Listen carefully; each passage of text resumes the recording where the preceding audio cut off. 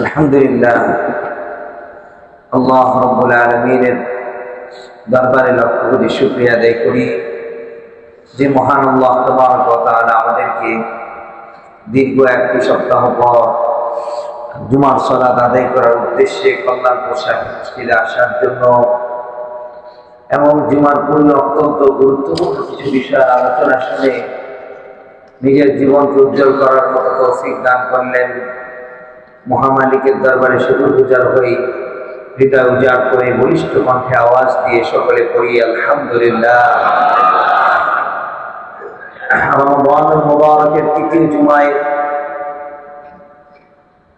অত্যন্ত গুরুত্বপূর্ণ একটি মুহূর্ত, পুরা রমজানুল মুবারকের মাঝামাঝি একটি মুহূর্ত, রহমত বর্ষণের একটি মুহূর্তে আল্লাহ আমাদেরকে মসজিদে নিয়ে এসেছেন।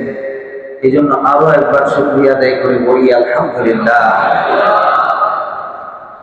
মুহতারাম উপস্থিতি, আজ জুমার খুতবায় আমরা আলোচনা শ্রবণ করব রাসূলুল্লাহ সাল্লাল্লাহু আলাইহি ওয়াসাল্লামের কিছু ওসিয়ত সমূহ নিয়ে। আল্লাহ নবী সাল্লাল্লাহু আলাইহি ওয়াসাল্লাম হাদিসের মধ্যে উম্মতের প্রতি কিছু ওসিয়ত করে গেছেন। এক এক সাহাবী এসেছেন, তো ওই সাহাবীকে লক্ষ্য করে নবীজি কিছু ওসিয়ত করেছেন। সেই ওসিয়তগুলো কি ছিল তা আমরা আলোচনা শুনবো আজকের জুমার খুতবায় ইনশাআল্লাহ তাআলা। তার পূর্বে রমাদানুল মুবারকের শেষ দশকে মহিমান্বিত একটি রাত রয়েছে, যে রাতটি হাজার মাসের চেয়ে উত্তম, যে একটি রাত মানুষের জিন্দেগির নাজাত পাওয়ার জন্য যথেষ্ট। এক রাত ইবাদত বন্দেগী হাজার মাস ইবাদত বন্দেগীর চাইতে উত্তম। নবী করিম সাল্লাল্লাহু আলাইহি ওয়াসাল্লাম এই হাজার মাসের চেয়ে উত্তম এই রজনীটি পাওয়ার জন্য এবং রমজানের শেষের দিকে আল্লাহ রাব্বুল আলামিনের মাগফিরাত এবং ক্ষমাকে লুফে নেওয়ার জন্য তিনি সমস্ত কাজ থেকে নিজেকে ফারেক করে রাসূল সাল্লাল্লাহু আলাইহি সাল্লাম মসজিদের মধ্যে শেষ দশকে ইতিকাফ করতেন এবং সাহাবীদেরকেও ইতিকাফ করার জন্য উৎসাহিত করতেন। যেহেতু শেষ দশক সামনে চলে আসছে, কাজেই ইতিকাফের বিষয়ে সামান্য একটু আলোচনা আমাদের শুরুতে থাকবে ইনশাআল্লাহ। নবী করিম সাল্লাল্লাহু আলাইহি সাল্লাম বলেন, মান ইতাকাফা ইয়াওমান ইবতিগা ওয়াজহিল্লাহি, আল্লাহর সন্তুষ্টির জন্য যে একদিন ইতিকাফ করলো আল্লাহর ঘরে, জাআলাল্লাহু বাইনাহু ওয়া বাইনান নারি সালাসাতু খানাদির, তাহলে আল্লাহ রাব্বুল আলামিন তার মাঝে এবং জাহান্নামের মাঝে 3 খন্দক পরিমাণ দূরত্ব আল্লাহ রাব্বুল আলামিন সৃষ্টি করে দেন। সাহাবায়ে কেরাম বললেন, ইয়া রাসূলুল্লাহ, এক এক খন্দক কি পরিমাণ? নবী করিম সাল্লাল্লাহু আলাইহি সাল্লাম বললেন, মিনাল আরদি ইলাস সামা, অর্থাৎ এই মাঝখানের জায়গাটুকু যে পরিমাণ দূরত্ব আল্লাহ তাআলা এর চেয়ে তো আরো বেশি দূরত্ব করে দেন জাহান্নাম তার থেকে। যে ব্যক্তি শেষ দশকে ইতিকাফ করবে, এটা রাসূল সাল্লাল্লাহু আলাইহি ওয়াসাল্লামের একটি সুসংবাদ। আল্লাহর জন্য ইতিকাফকারীর জন্য জাহান্নাম অনেক অনেক দূরে চলে যায়, বেহিসাব দূরে চলে যায়। রাসূল সাল্লাল্লাহু আলাইহি ওয়াসাল্লাম আরো বলেন, মানি আতাকাফা আশারাল আওয়াখির মিন রমাদান, হে আমার উম্মতগণ শোনো, রমজানের শেষ দশকে যে মসজিদের মধ্যে ইতিকাফ করলো, রমজানের শেষ দশকে যে পরিবার পরিজন দুনিয়াদারি চাকরি বাকরি ব্যবসা বাণিজ্য সব রেখে অবসর সময়ে যে মসজিদের মধ্যে চলে আসলো, এই সময়টা মসজিদে দিল, আল্লাহর নবী বলেন, জানো কি, কানা কাহাজ্জাতাইনি ওয়া উমরাতাইন, কানা কাহাজ্জাতাইনি ওয়া উমরাতাইন, আল্লাহ তাকে 2টি হজ করার পরিমাণ, 2টি উমরা করার সমপরিমাণ সওয়াব আল্লাহ দান করবে।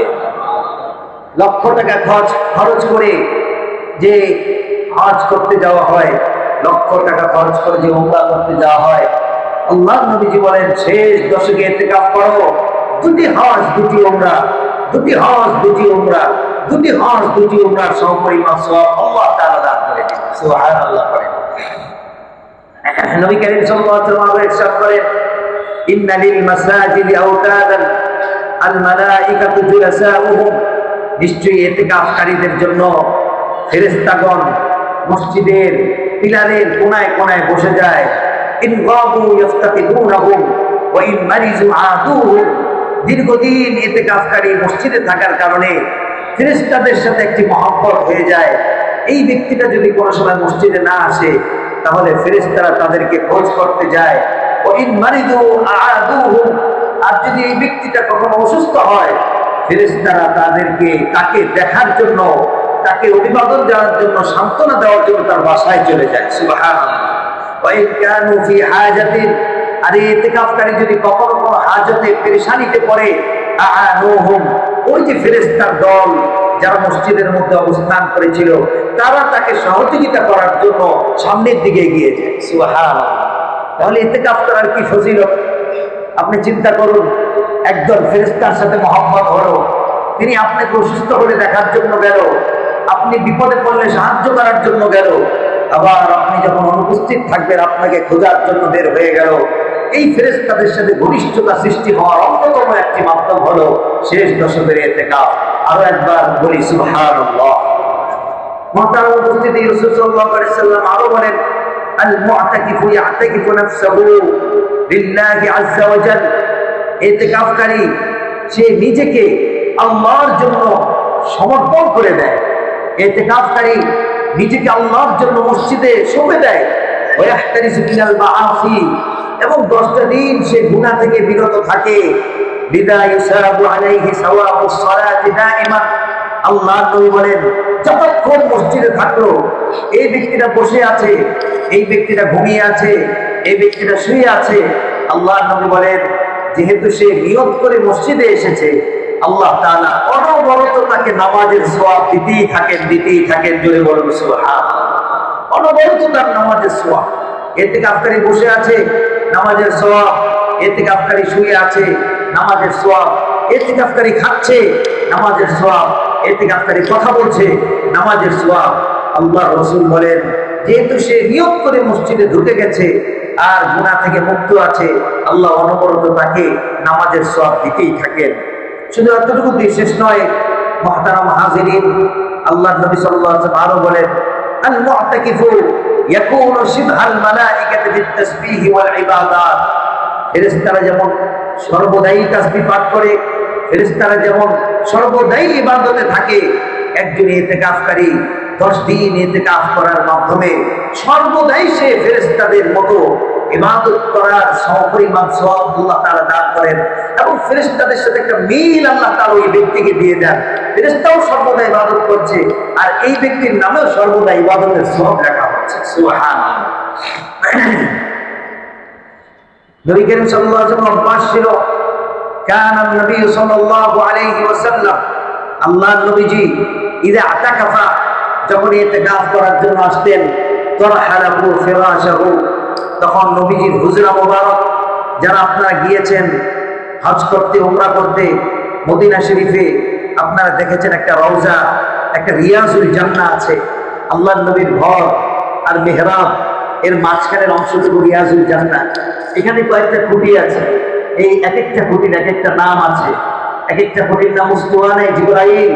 জিবরাইল এসে এই খুঁটির কাছে নবীকে নিয়ে বসতেন। একটা খুঁটির নাম আছে উস্তুয়ানে সারির, হাত রাখার খুঁটি।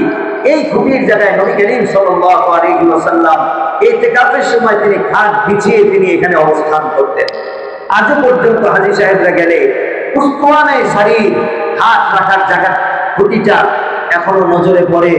মনে হয় যে আল্লাহর নবী কেমন জানি এখানেই অবস্থান করছেন, এখানেই আল্লাহ নবী শুয়েছেন, এখানেই তিনি ইতিকাফের সময় অবস্থান করেছেন। নবীজি ইতিকাফের সময় বিছানা বিছিয়ে দিতেন। ওয়ায়ুদালু সারিরুহু ওয়া উস্তুয়ানাতে তাওবাতি, উস্তুয়ানায়ে তাওবার পাশে উস্তুয়ানায়ে সারির তথা হাত রাখার যে খুঁটি, এই খুঁটির জায়গায় নবী করিম সাল্লাল্লাহু আলাইহি ওয়াসাল্লাম শেষ দশকে তিনি তার বিছানা বিছিয়ে তিনি ইতিকাফ করতেন। নবীজি আরো বলেন, ওয়া ইয়াতাকিফুজ যুনুব, ইতিকাফকারী গুনাহ থেকে বিরত থাকে। ওয়াজিরি লাহু মিনাল হাসানাতি কামিলিল হাসানাতি কুল্লিহা, এবং ইতিকাফকারী বাহিরে বের হতে পারে না, কোনো প্রয়োজন পুরো করার জন্য বাহিরে বের হতে পারে না, জানাজা পড়ার জন্য বাহিরে যেতে পারে না, কোনো হাজাত পুরো করার জন্য বাহিরে যেতে পারে না, কারোর সাথে দেখা করার জন্য বাহিরে বের হতে পারে না, আল্লাহ রাসূল বলেন, সারা এলাকার মানুষ বাহিরে যত ইবাদত বন্দেগী করে, সারা এলাকার মানুষ বাহিরে বের করে যত সালাতুল জানাজা পড়ে, আল্লাহ তাআলা ইতিকাফকারীকে ওই ব্যক্তিদের সমপরিমাণ সওয়াব আল্লাহ দান করে দেন, যেহেতু তিনি মসজিদের মধ্যে আছেন, যেহেতু তিনি নিজেকে মসজিদের মধ্যে আবদ্ধ করে রেখেছে। এই কারণে বাহিরের স্বাধীন মানুষের ইবাদতের সমপরিমাণ সওয়াব আল্লাহ তাআলা ইতিকাফকারীদেরকে দান করেন।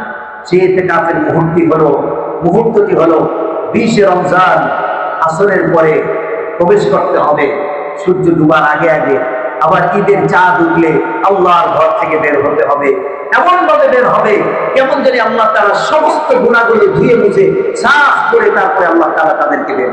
সুবহানাল্লাহ।